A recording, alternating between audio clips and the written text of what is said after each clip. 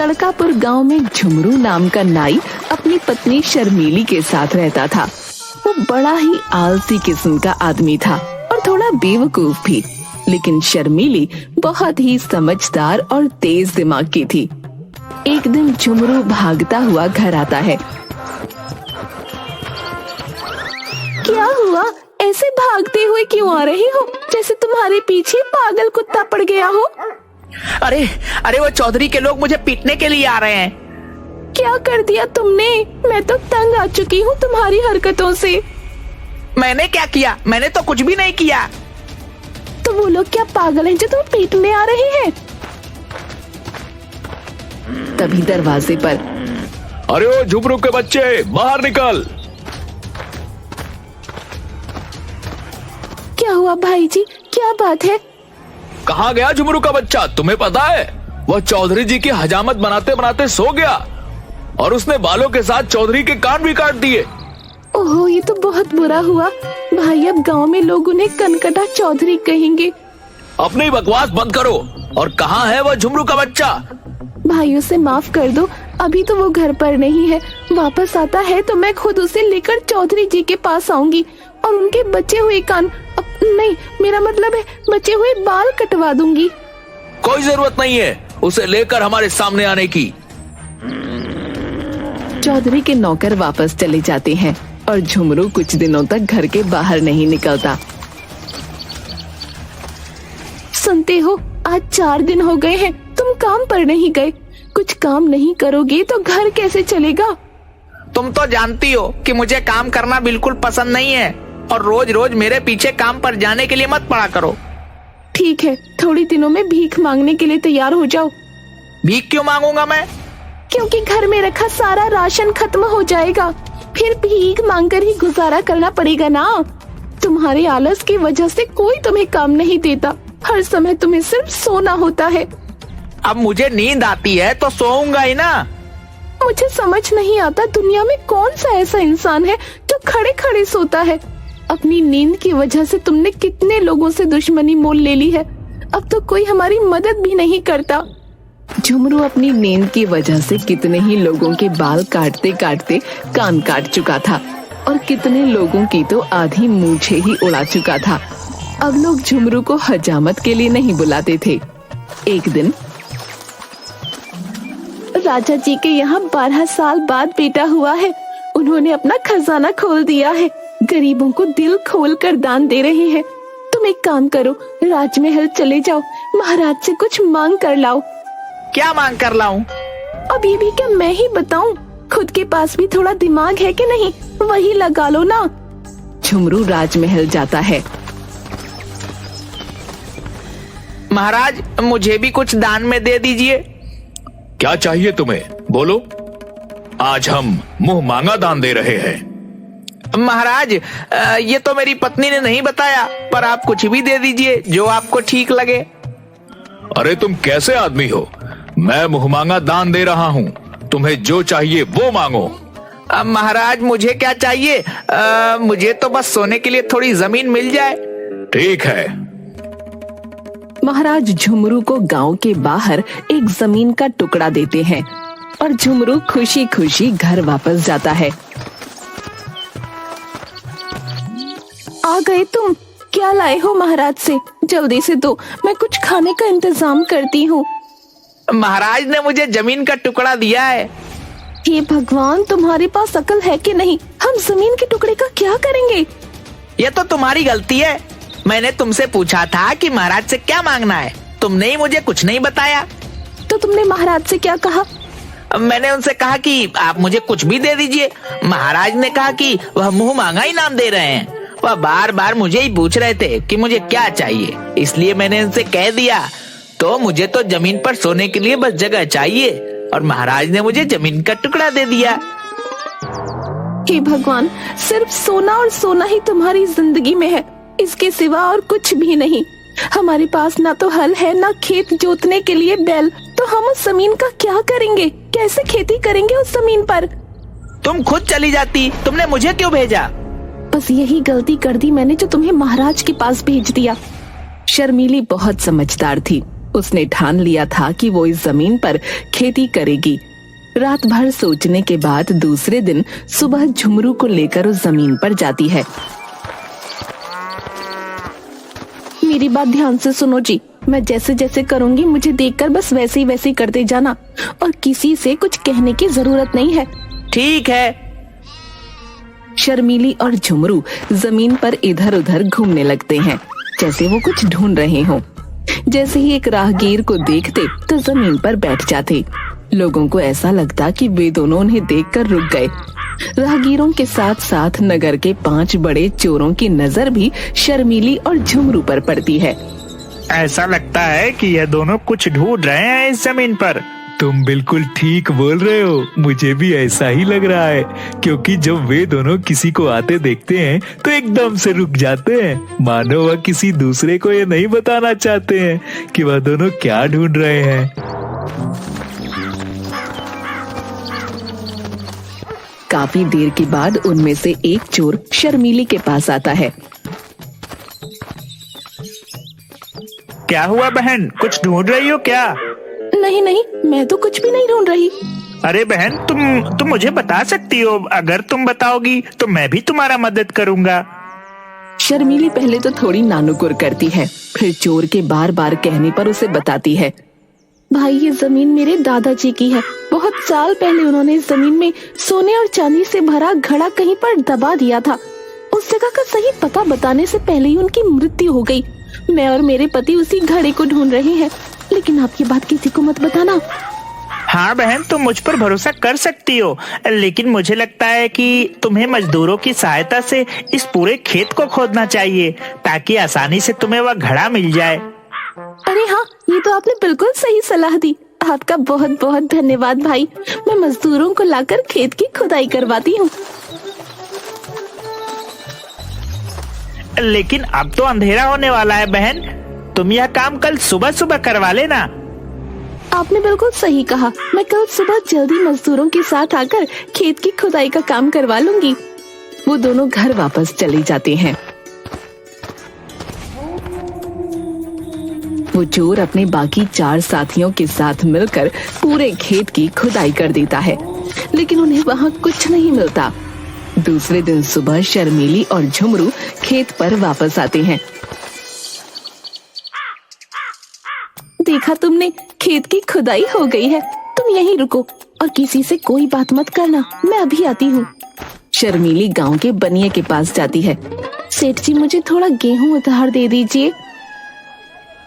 उधार तो दे दूं, तुम वापिस कैसे करोगी? तुम्हारा पति तो कुछ काम भी नहीं करता।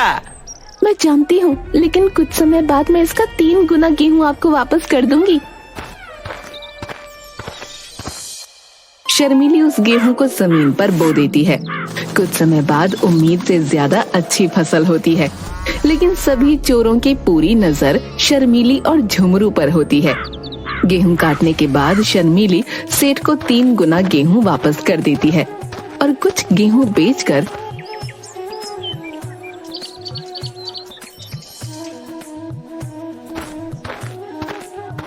थोड़े सोने और चांदी के सिक्के खरीदती है। उस रात चोर शर्मीली के घर आते हैं।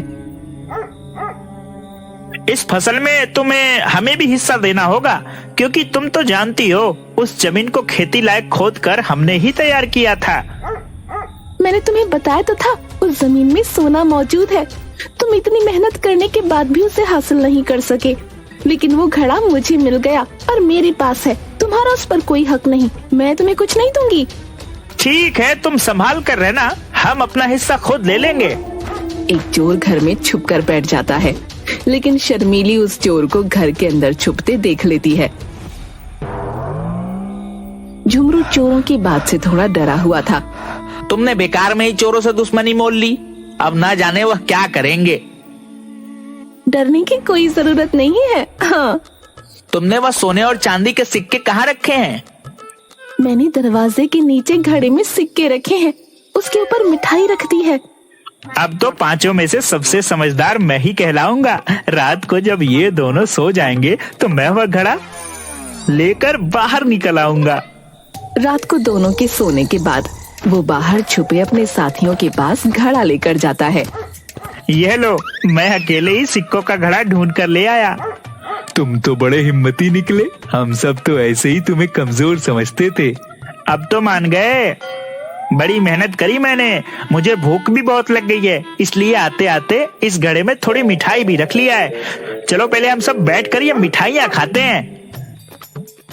सारे चोर मिठाई निकालकर मुंह में डालते हैं, लेकिन शर्मीली ने मिठाई की जगह मिर्ची के लड्डू बनाकर रखे होते हैं, जिसे खाकर उनकी हालत खराब हो जाती है। दूसरे दिन सुबह वो सारे चोर बहुत गुस्से में वापस शर्मीली के घर जाते हैं।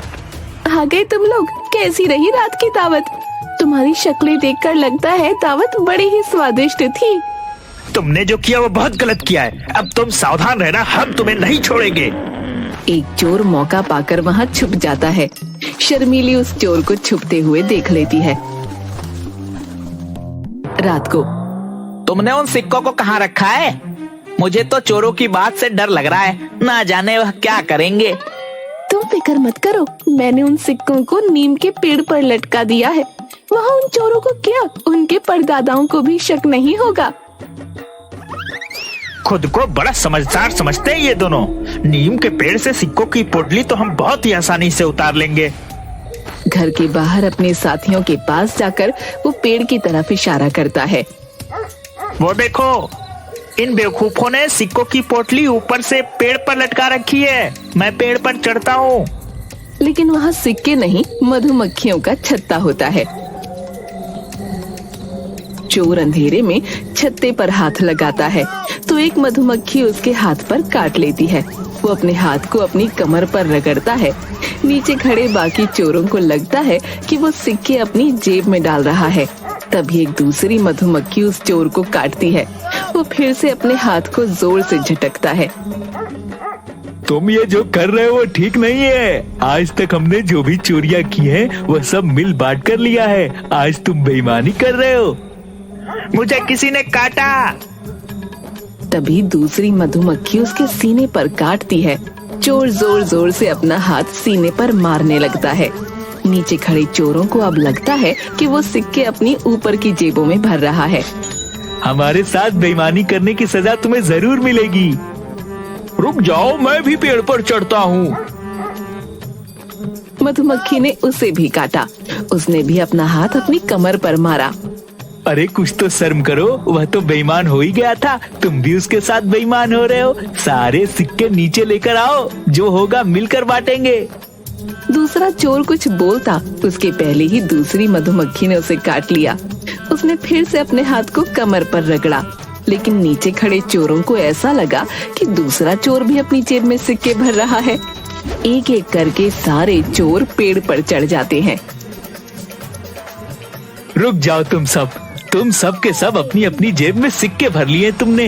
अब बाकी के बचे हुए सारे सिक्के सिर्फ मेरे हैं और किसी के नहीं। वो पूरी ताकत से छत्ते पर हाथ मारते हैं, जिसकी वजह से मधुमक्खियाँ बुरी तरह से सबको काट लेती हैं और वो सब पेड़ से नीचे गिर जाते हैं। मुझे नहीं लगता कि अब वो पांचों चोर कभी हमारे घर की तरफ वापस आएंगे। लेकिन कुछ समय बाद घर के बाहर कुछ आवाज आने लगी। ये तो उन चोरों की आवाज है, ये फिर से वापस आ गए। लेकिन कोई बात नहीं, मैंने इन बेवकूफों को पहले भी चकमा दिया है और आज तो इनको सबक सिखा कर रहूंगी। उसने अपने पति की हजामत करने का उस्तरा हाथ में मजबूती से पकड़ा और खिड़की के पास खड़ी हो गई। एक चोर ने खिड़की से अंदर झांका तो शर्मीली ने उसकी नाक काट दी। खिड़की पर कोई नुकीली चीज टंगी हुई है, ध्यान से। एक एक करके सारे चोरों ने खिड़की से अंदर जाने की कोशिश की और शर्मीली ने सबकी नाक काट दी। सिर्फ एक चोर की नाक बच गई। वो किसी तरह अपने साथियों को लेकर वहाँ से हकीम के पास गया। मुझे लगता है कि अब ये चोर कभी वापस नहीं आएंगे, उन्हें काफी सजा मिल चुकी है। तुम सही कह रही हो, मेरे साथ रहकर समझदार हो गई हो तुम। दूसरी तरफ चोरों को ये समझ आ चुका था कि वो इतनी आसानी से शर्मीली से कुछ नहीं ले सकते, इसलिए वो भेष बदलकर राजा के पास उसकी शिकायत लेकर जाते हैं। महाराज, शर्मीली और झुमरू ने हमसे अपनी फसल का आधा हिस्सा देने की बात कहकर अपने खेत में खुदाई का काम करवाया, लेकिन बाद में जब फसल अच्छी हुई तो वह अपनी बात से मुकर गए। वह दोनों हमें फसल में कोई हिस्सा नहीं दे रहे। महाराज, आप हमें न्याय दिलाइए। शर्मीली और झुमरू को दरबार में बुलाया जाए।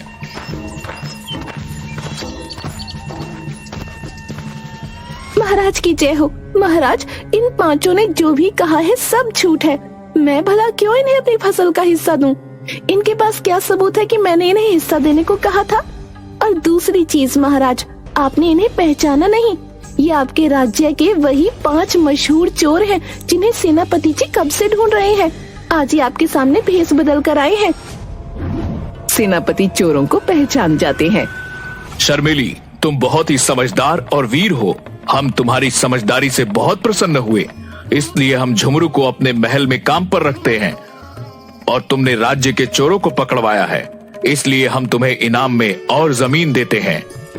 इस तरह अपनी सूझबूझ और हिम्मत से शर्मीली न सिर्फ चोरों को पकड़वाती है, बल्कि झुमरू को राजमहल में काम भी दिलवाती है और अपने घर की स्थिति को भी सुधार लेती है।